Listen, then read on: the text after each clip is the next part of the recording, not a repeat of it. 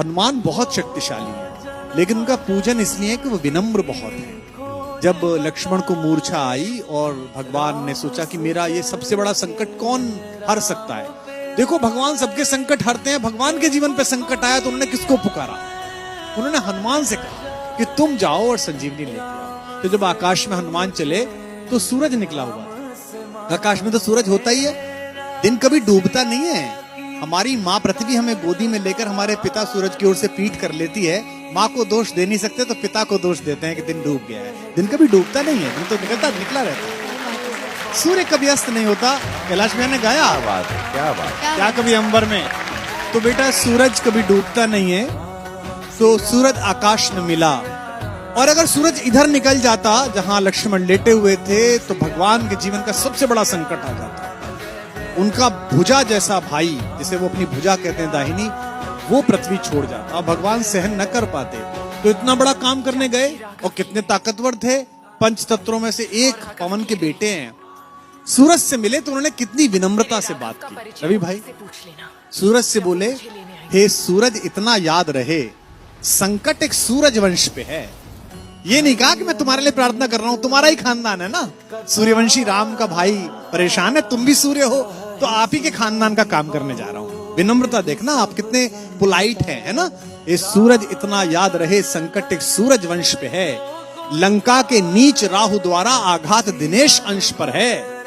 मेरे आने से पहले यदि किरणों का चमत्कार होगा तो सूर्यवंश में सूर्यदेव निश्चित ही अंधकार होगा। कितना प्यार से बोल रहे हैं देखो आप। इसलिए छिपे रहना भगवान। जिसने राम के अलावा किसी को भगवान नहीं माना वो हनुमान सूर्य से कह रहे हैं, इसलिए छिपे रहना भगवान, जब तक मैं जड़ी पहुंचा दूं मैं, बस तभी प्रकट होना भगवान, जब संकट निशा मिटा दूं मैं। आशा है स्वल्प प्रार्थना, ये जरा सी प्रार्थना सच्चे जी से स्वीकारोगे, आतुर की अर्थ अवस्था को होकर करुणार्थ निहारोगे। 8 लाइन की विनती के बाद धीमे से अपना विजिटिंग कार्ड दिया सूरज को। शक्ति पाना, यश पाना, लेकिन विनम्र रहना।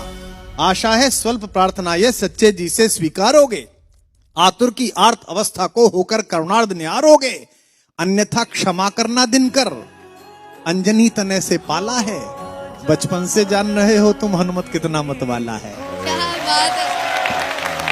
अन्यथा क्षमा करना दिनकर, अंजनी तने से पाला है, बचपन से जान रहे हो तुम हनुमत कितना मतवाला है। और धमकी भी कैसी दी। ये जो रवि भैया खड़े हैं ना आपके बगल में, इनके इलाका जहां से शुरू होता है वह धमकी ऐसी दी जाती है कि इतना गोली मारेंगे कि खोखा बेच के करोड़पति हो जाइएगा। लेकिन हनुमान जी ने कैसी धमकी दी, कितनी विनम्रता से। ऐसा कोई नहीं बोलता, ऐसे बनना सब। आशा है स्वल्प, अन्यथा क्षमा करना दिनकर, अंजनी तने से पाला है, बचपन से जान रहे हो तुम हनुमत कितना मतवाला है। मुख में तुमको धर रखने का फिर वही क्रूर साधन होगा। बंदी मोचन तब होगा जब लक्ष्मण का दुख मोचन होगा।